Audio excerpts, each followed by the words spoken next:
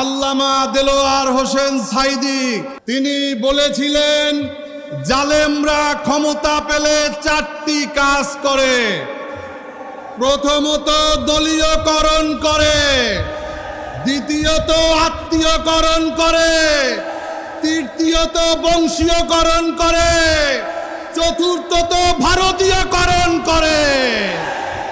BNP ক্ষমতায় আসার পরে জেলা পরিষদ, সিটি কর্পোরেশন, পৌরসভা, বিভিন্ন কর্তৃপক্ষগুলোতে বিএনপির দুর্নীতিবাজ লুটেরা অর্থ পাচারকারীদেরকে বসিয়েছে।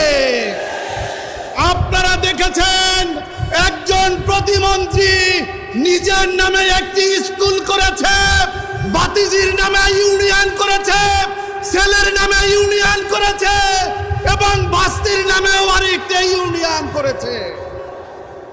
এই আওয়ামী লীগ এবং বিএনপির মধ্যে কোনো পার্থক্য নাই।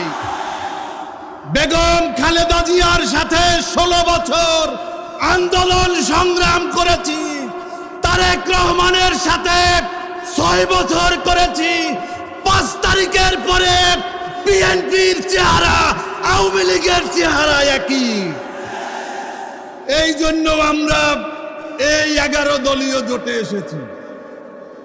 আপনারা গণভোটে রায় দিয়েছিলেন, তারেক রহমান সাহেবও বলেছিলেন যে হা ভোট দিবেন। তিনি বলেছিলেন যারা কথা দিয়ে কথা রাখে না তারা মুনাফিক। তারেক রহমান সাহেব, আপনি গোটা জাতির সাথে মুনাফিকি করেছেন। আপনি হাতে ভোট দিতে বলেছেন, এখন হাকে মেনে নিতে চান না।